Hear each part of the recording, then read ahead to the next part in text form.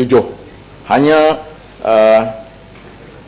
Seksyen 6 meningkatkan penjara daripada 2 tahun ke 5 hingga 10 tahun, dan Seksyen 7 penjara 2 tahun kepada 5 tahun ke 10 tahun juga.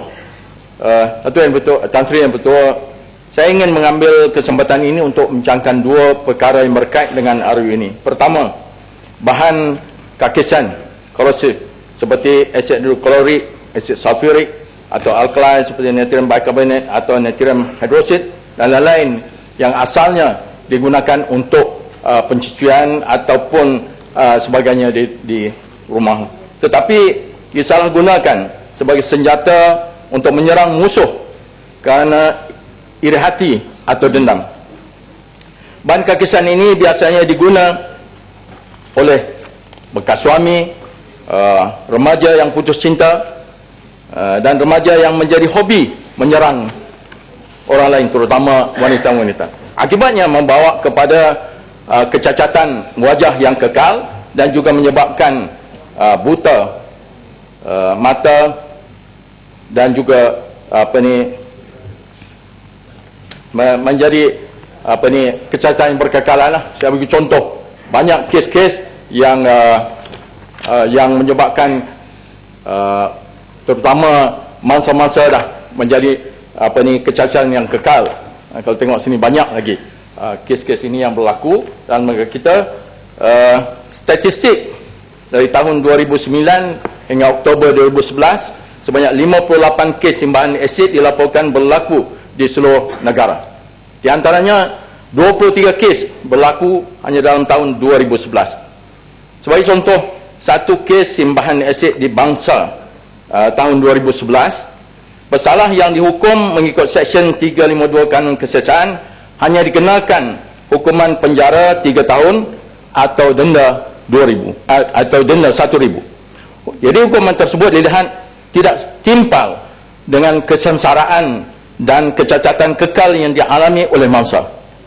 Semua ini tidak termasuk kos rawatan yang terpaksa ditanggung oleh mangsa untuk memulihkan kecacatan yang berlaku. Justru itu hukuman yang berat disokong dengan memanjangkan tempoh penjara, denda dinaikkan, atau hukum rotan yang saya dipahamkan dikeluarkan, patut ditambah lagi bilangan rotannya, ataupun dikenakan hukum qisas yang saya akan sebut selepas ini. Yang kedua, senjata api. Kes tembakan yang berulang-ulang, banyak dalam tahun 2013 saja, mengikut laporan PDRM, antara 25 April 2013 hingga 5 Ogos 2013 adalah sebanyak 18 kes. Izinkan saya baca 23 kes, Tan Sri. Antaranya 25 April N. Raghunathan 39 ditembak mati dalam kereta selepas berurusan dengan JPJ. 26 April Datuk Syarudin Ibrahim 58, timbalan Ketua Pengarah Kastam ditembak mati dalam perjalanan ke Putrajaya. 25 Mei Jahari Abdul Razak, seorang pemborong ikan, keluar dari masjid di kampung Pacakan di Cerang Ruku, Pasir Putih, ditembak mati di atas motosikal. 18 Julai K. Shanmugan, seorang guru di Taman Biadara Kulim, maut selepas ditembak 2 kali di Simpang 4 Keladi dalam perjalanan ke SMK Berapit, Bukit Mentajam.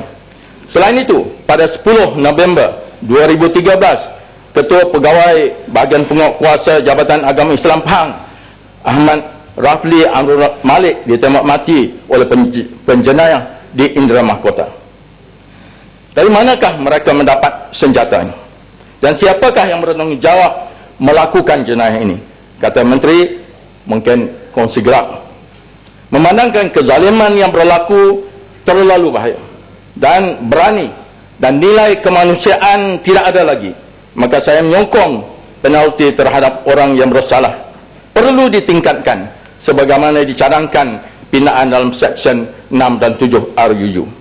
Walau bagaimanapun, hukuman yang tinggi itu juga mungkin tidak dapat menyelesaikan masalah. Oleh itu saya ingin cadangkan sekarang hukum takzir boleh kita laksanakan, maka hukum qisas juga boleh kita laksanakan, iaitu hukum balas seimbang di antara perbuatan pesalah, iaitu bunuh kepada pembunuh dan simbah asid kepada pesalah yang menyembah asid ke muka mangsa. Izinkan saya menyebut maksud ayat Al-Quran surah Al-Baqarah ayat 17. Boleh saya baca Tan Sri? A'udzubillahi minasyaitonir rajim. Ya ayyuhalladzina amanu kutiba alaikumul qisasu fil qatl. Al-hurru bil hurri wal 'abdu bil 'abdi wal unsa bil unsa.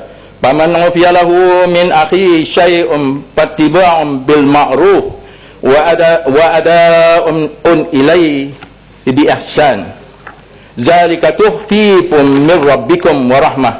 Faman ya'tada ba'da zalika falahu 'adzabun alim. Walakum fil qisasi hayatun ya ulil albab la'allakum tattaqun.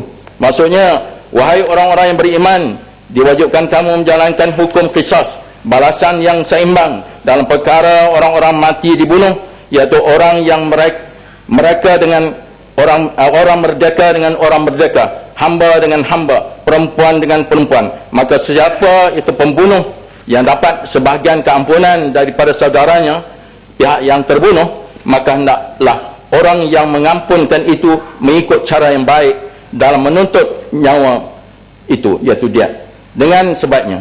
Yang demikian itu adalah satu keringanan dari Tuhan kamu serta suatu rahmat kemudahan. Sesudah itu, sesiapa yang melampau batas untuk membalas dendam pula, maka baginya azab seksa yang tidak terperi sakitnya. Di dalam hukum qisas itu ada jaminan hidup bagi kamu, wahai orang-orang yang berakal fikiran, supaya kamu bertakwa. Sekian, terima kasih.